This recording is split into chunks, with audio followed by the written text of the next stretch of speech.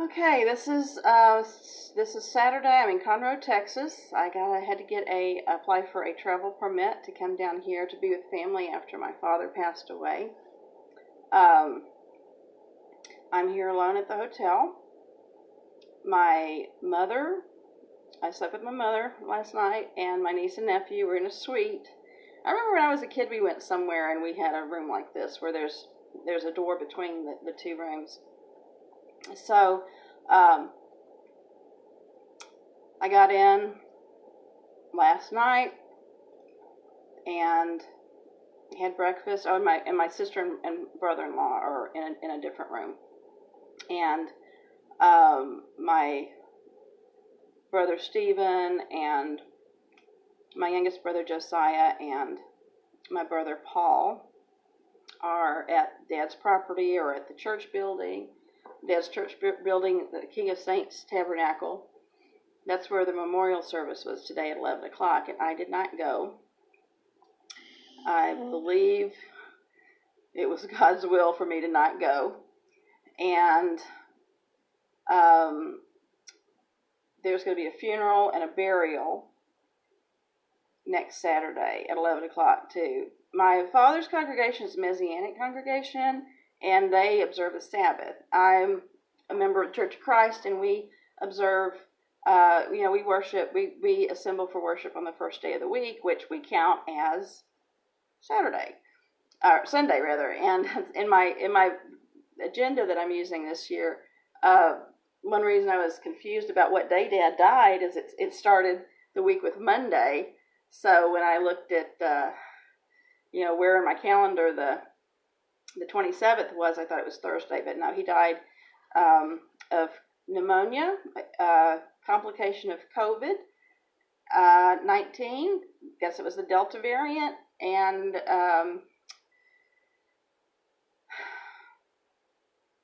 he died as a result of the surge and hospitals being overcrowded. I do not believe that he did not have it in. I'm going to do a video like in several parts. I have not done an update in a long time, and I have lots of things to say. So I'm going to upload these to YouTube too, but I'm going to do it in sections because I've got so many things to say about so many different things. But first, let me talk about the death. And my COVID on August 9th, I went to trial, the custody modification trial, for my daughter Delara, and I was trying to get some visitation and trying to get her voice heard.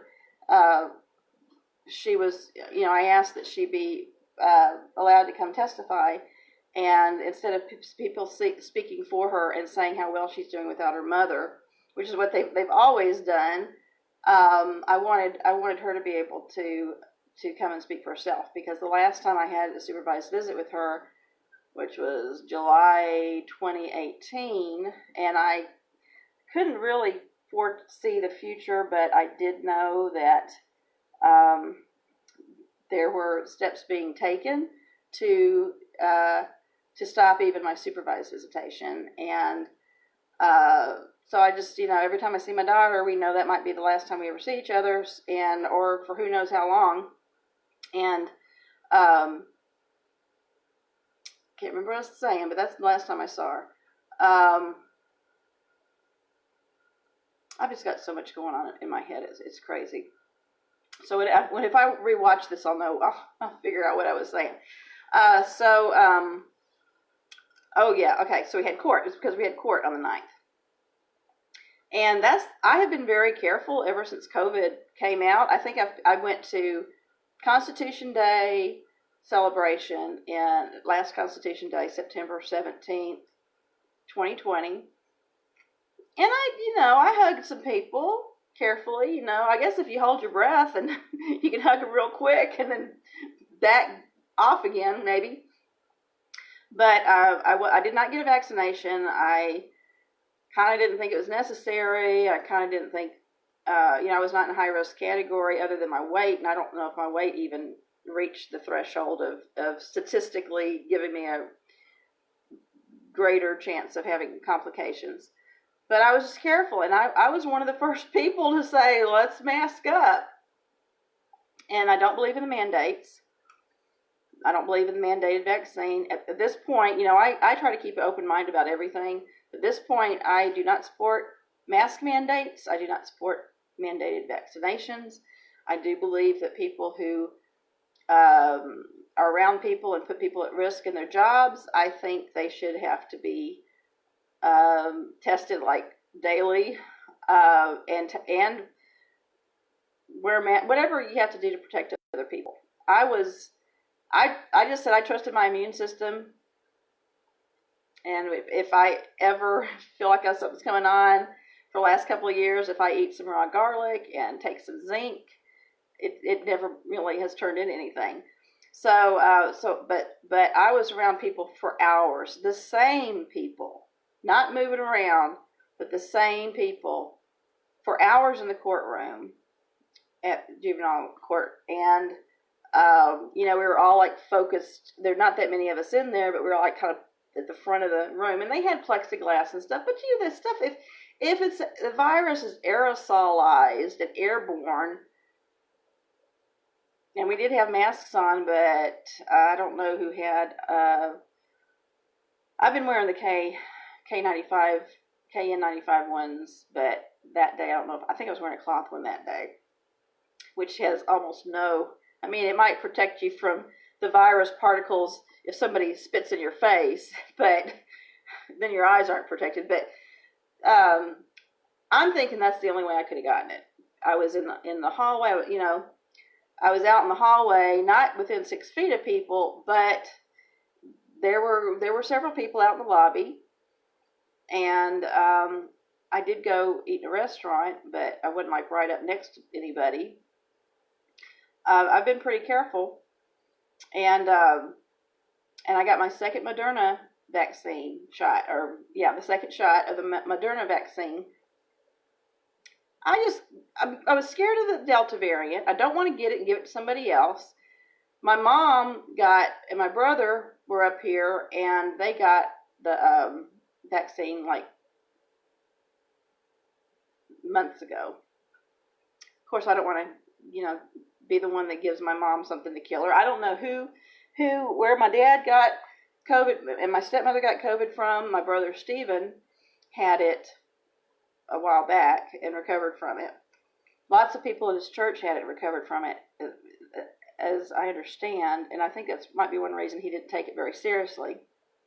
And of course, we trust God, to protect us, and I personally believe that if we're still here, we've got unfinished business, and I think if we die of natural causes, I think a lot of times it's we've got some part to play in that, but that's a big conversation for another time. But anyway, so on the 10th, that's when I got my vaccine, and from what my dad told me, my last conversation with him, that's the day his birthday was on the 6th. He turned 79 on the 6th, and then he went to the doctor just for a routine visit, from what it seemed like he was telling me, on the 10th. And I guess they just routinely checked him, and he was COVID positive, and they checked his wife. She was COVID positive. They sent them both home to recover. They were recovering at home. And the 11th, I started feeling the side effects from the COVID vaccine, and I thought that's all it was. And every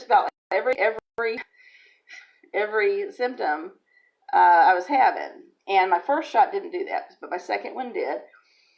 And so that was on the 10th. I got the shot, and the 11th, 12th, 13th. Let's see. We got Monday was 9th, 10th.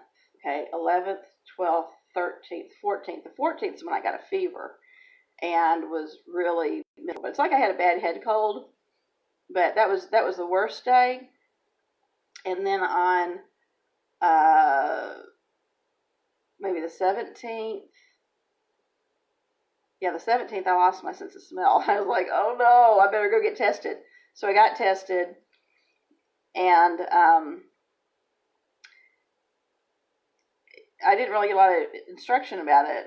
They're like, "Oh, you tested positive," and then when I looked at the paper, I'm like, "Well, did I just test positive for the vaccine?" So I was confused about it. But I just pretended like I had COVID. Just extra careful, stay away from everybody I possibly stay away from, and take precautions. And I talked to my dad on the 19th. That's the last conversation I ever had with him. He thought he was getting better. I asked him how he felt, and he said, "Oh, so." But I could tell he was kind of short of breath, and we talked for about 10 minutes. And by the end of the conversation, we always pray together. We pretty much always, whenever we talk on the phone, we've got something to pray about. So we'll pray at the end of the conversation, say, "I love you too, talk to you soon."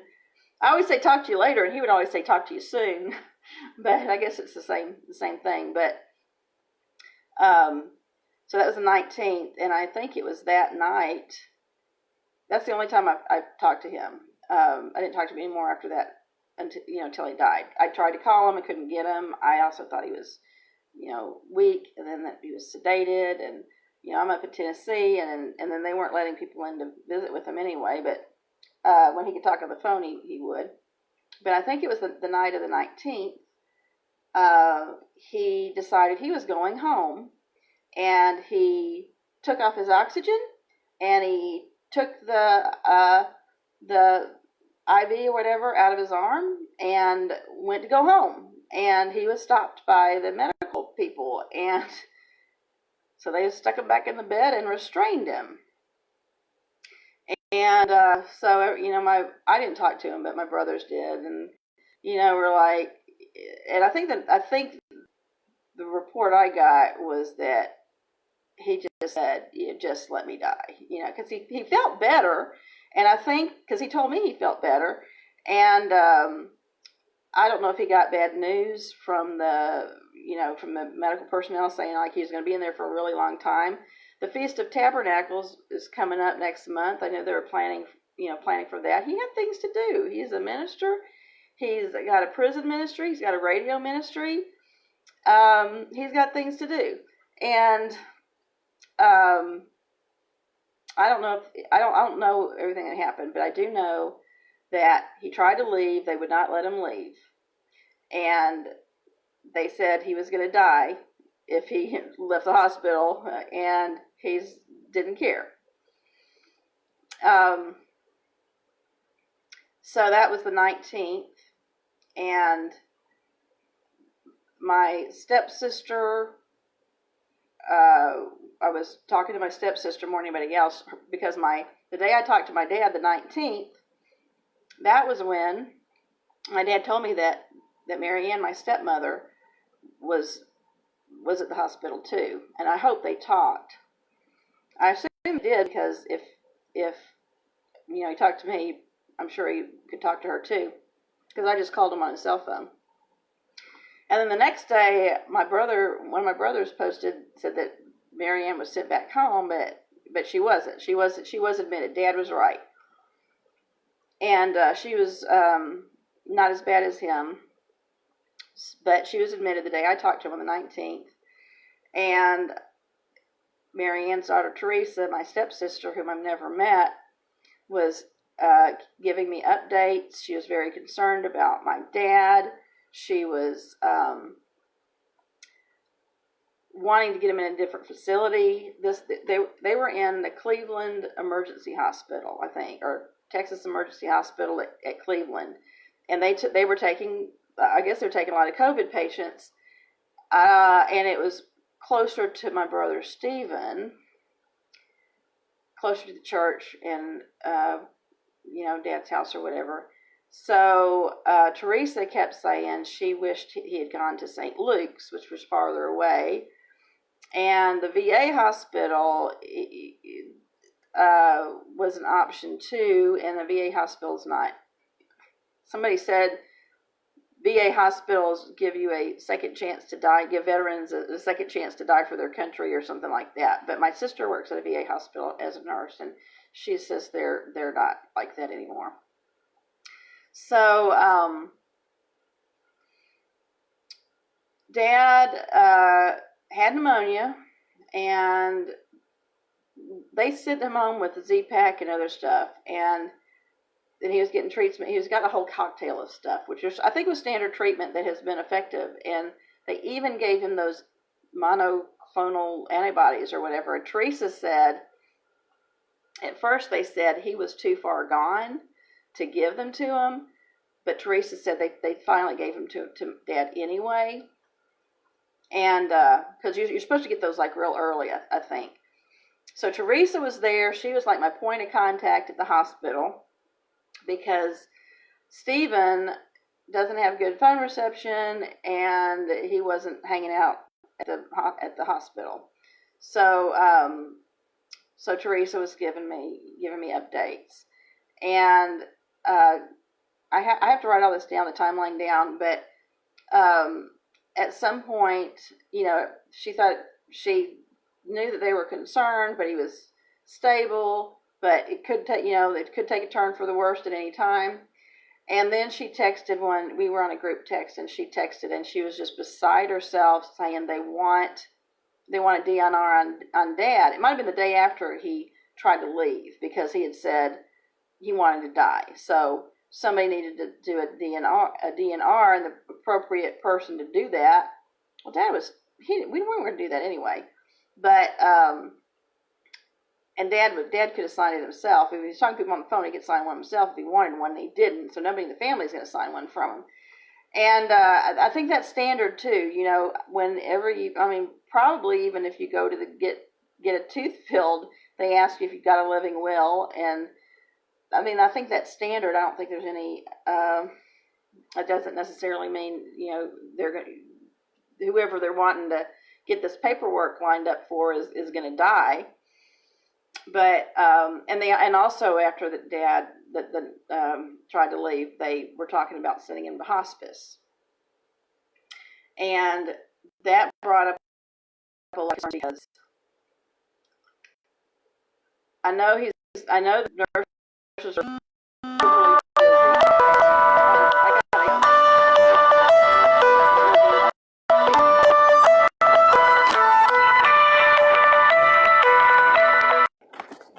Okay, so that's my sister. They're on the way back here, and they'll be here in about 30 minutes or so, and they're bringing something to eat. Okay, so back to Dad. So this video is going to be about my dad and my thoughts about vaccination and a lot of things. The hospitals were just, and I'm just okay. So back to the story. So I think I kind of get the vibe. I don't want to make any false allegations against anybody, but I kind of got the vibe, not just from what's going on at the hospital, but from reading things people post online, that if you don't, especially with Phil Valentine's death. Phil Valentine was 61. He was a conservative radio host. Did not agree with him on everything, but I listened to his program. And he whenever I listen to him, he's like, you should get the vaccine if you're in a high risk category. He wasn't in a high risk category, so he didn't get it. He got on Facebook, you might go to the Phil Valentine show and still see what he was saying, because it's like, oh well, I got COVID. I'll be back to work in a few days. And he ended up dying. I think maybe 3 or 4 weeks. And, we get these updates. And at some point, I'm like, I don't think he's going to make it. And he didn't. But everybody keeps praying. And when you pray for the Lord's will to be done, I think it is. Everybody's going to die. And if you're going to pray for the Lord's will to be done, you need to be ready to accept it. So, but he had tons of people praying for him, and he died, and he was healthy. My dad was 79, turned 79 on August 6th, and then 4 days later he was diagnosed, and then 3 weeks after his birthday he was dead. So so just reading comments, people get really hateful. There's lots of reasons why people don't want to get the vaccine. Not everybody can get the vaccine. I've got a friend who's allergic to like practically everything, and she can't get it. And so I'd already gotten my second dose, before we found out Dad was COVID positive. I wish he had, and then you always wonder, well, what if? What if he had gotten the vaccine? I think if he had gotten the vaccine, the Moderna or the Pfizer vaccine, I think if he'd gotten the vaccine, I think he would not have ended up in the hospital. That's just my personal belief based on, just what I've tried to be informed about this. And I've got friends who, it's a personal decision, He didn't want to get it. I don't know why he didn't get it. I don't think in my conversation he told me. But my sister said she thinks it was because they were aborted. They used a cell line from aborted fetus from decades ago in the development. And years ago, I was told to boycott Taco Bell because Taco Bell sold Pepsi, and Pepsi had aborted babies in it. And that just sounded crazy. So, but stuff gets, just because somebody says something, even somebody that you trust says something you don't, trust but verify. So when I did my research, and I love Taco Bell, I like Coke better than Pepsi, but I like Taco Bell. And I don't usually do boycotts anyway, but he was big on boycotts. But I did actually find out that in some research of some of these food products, there are cell lines used, but that's, a cell line, it doesn't have really, it's not like you're drinking, aborted babies when you drink a Pepsi. That's crazy. But all somebody has to do is say that. Somebody with authority or a good reputation or a big audience says it, and then it spreads like wildfire. And then I think a lot of times people don't want to admit they're wrong, or they got scammed, or basically, and they don't. So it's kind of like they'll never correct the record. Maybe it quietly goes away or something. But I really feel like people should verify things and don't spread, false information and get people more confused than they already are. So I don't know why my dad didn't get it, but he did say, I think I did say I wished he had gotten it, and he might have agreed with me. He did say he wished he'd taken it more seriously, and I'm like, yeah, that's what everybody says who didn't get vaccinated, and then they get the COVID. And then he said everybody should wear masks and wear gloves. And I said, well, really, they need to wash their hands and keep their hands off their face and off their eyes and face, and wash their hands. Gloves. If you wear gloves, you have to change them all the time.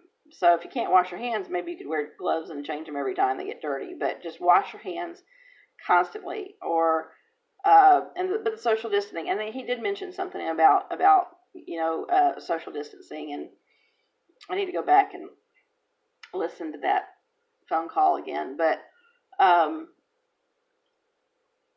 it's really bad that I remember reading Phil Valentine, lots of comments in there. And even before that, there was a story going around about this woman. She's pretty young. I think she was from Texas, and she was against the vaccine and got it and died. And then people were mocking her and being hateful. But I kind of get. Actually, I think I have actually read this in a Facebook group. I have read healthcare people talking about how frustrated they are with people who don't get the vaccine, and I don't really know that they want them to die, but I'm like, why should we? I kind of get the vibe. It's like, why should we try so hard to save the people who refuse to get the vaccine? Because we're having to deal with all these people crowding the hospitals because they didn't get the vaccine, and we can't treat people who are sick for other conditions. And what my sister said was she said, she's a nurse, and she said when she does wound care for a diabetic that, that's the kind of diabetes that results from lifestyle factors, and they're eating stuff they shouldn't be doing. They're not following the doctor's recommendations to control their diabetes. And she's trying to she's not going to refuse their wound care and let them, get gangrene and die because they didn't follow the doctor's recommendations. So my sister, doesn't have that. Okay, well, you deserve, okay, so you didn't do what you're supposed to do, so you deserve to die, and we're just not going to treat you, and we're going to keep your bed open for, for somebody else who deserves to get treatment because they were told to do. So that's really frustrating. I mean, I'm very, very calm, very, very much calm and control in this situation, and I keep saying, man, my trials in court and all this fighting and struggles, it really has. I have come out with a lot more endurance and strength of character, and I'm handling. I would not be handling all this right now, if as well as I am, if I hadn't done so much work on, having the character building and faith building experiences that I have, that I certainly did not want to go through, but I can see now, oh, God was preparing me for this, and Delara, I want her to know.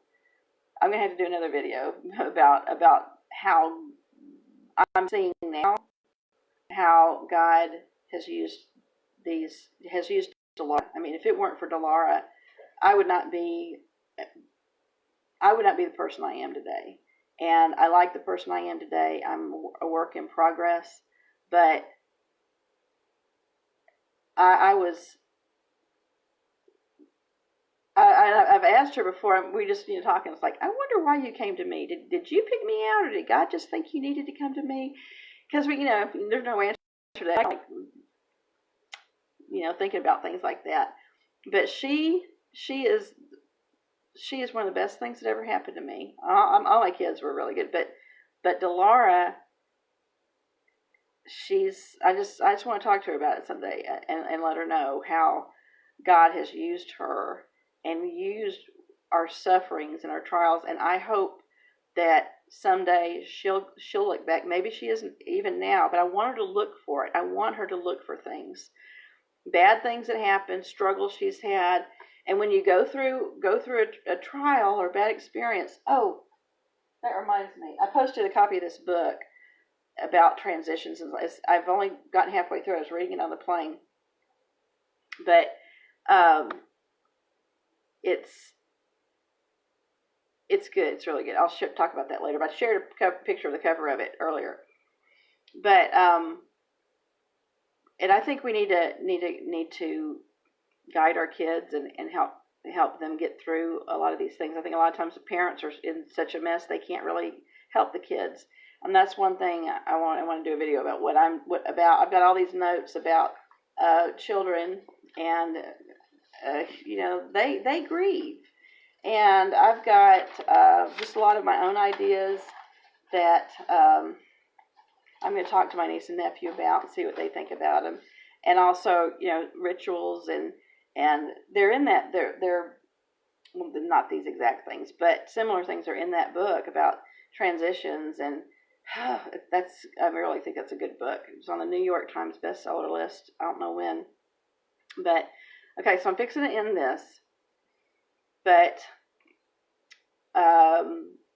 my dad's condition got worse, and I tried to post updates, and I would get conflicting information. Oh, he's stable. Oh, he's getting better. Oh, he's getting worse. He's getting stable. Oh, they want a DNR again. And Teresa, she's probably always going to want. She was trying to get like 3-way calls. Dad needs a pulmonary specialist, but they couldn't move him because there wasn't a bed for him to be moved to. And by the time beds opened up, he was too unstable to move. So my family checked him out against medical advice, and so he could die with family, because they were not letting family into the room.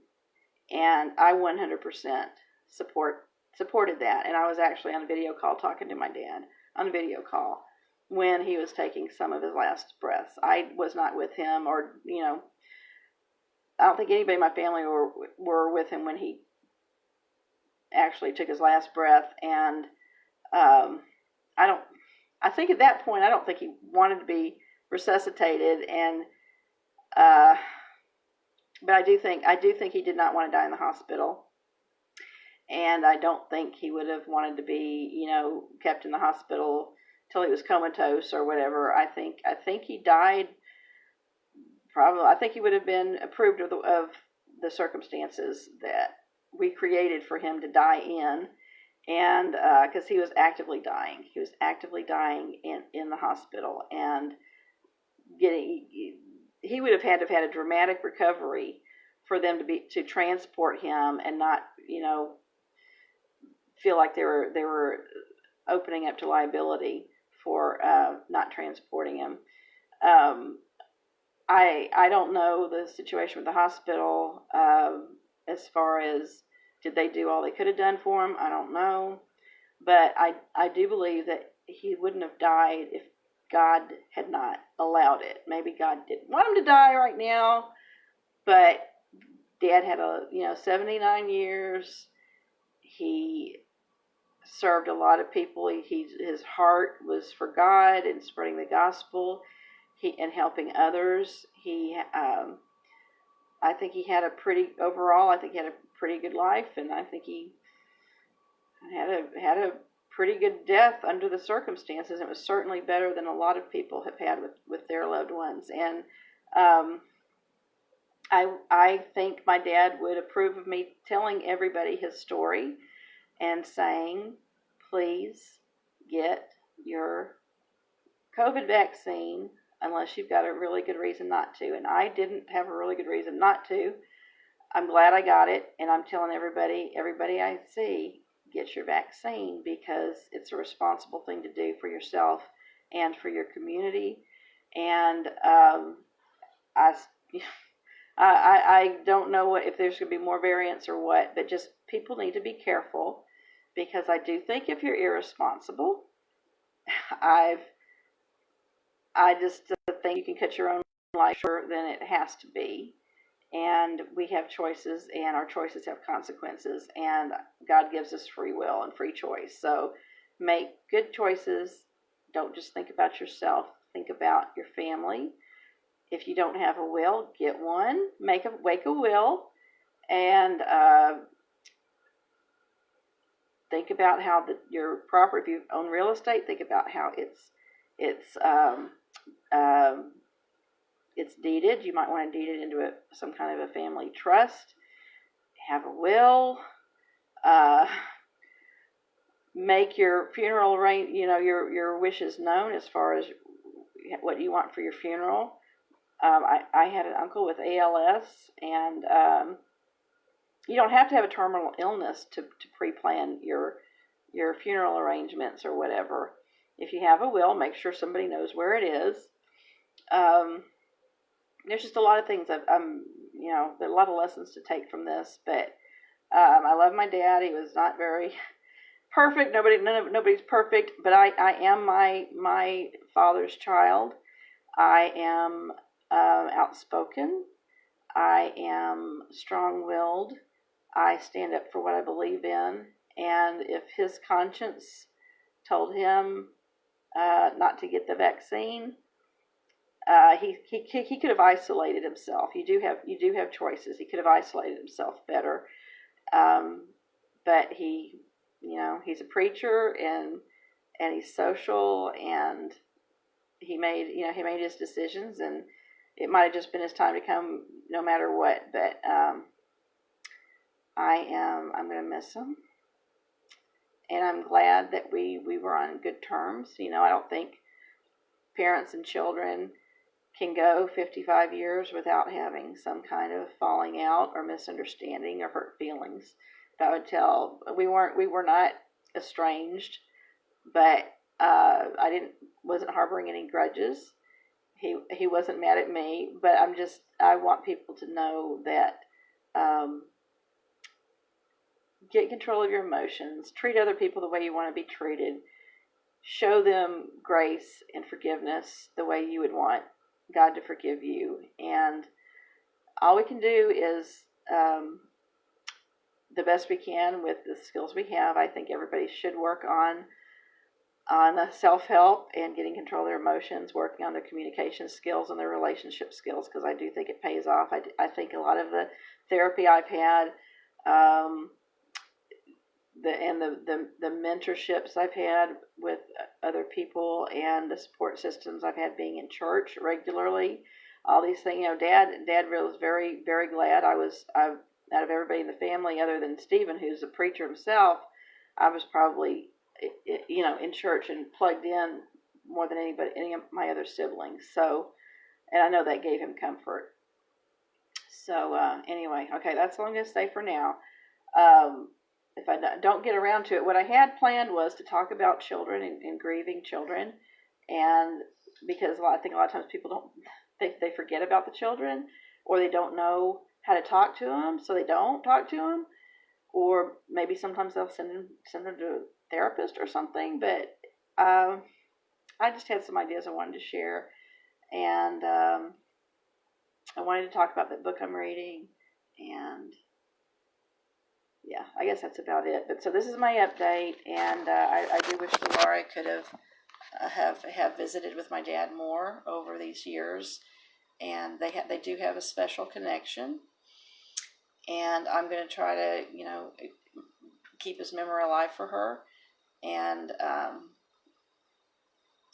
want her to make sure she knows how much he loved her, and prayed all the time for her situation, and for her to be free. And she is a precious little girl, and there are lots of people still praying for her. And I hope that nobody's supposed to give me any information, including my older daughter, but my older daughter is apparently giving comfort to Delara, and I guess ever since the order of protection years ago, Callie was.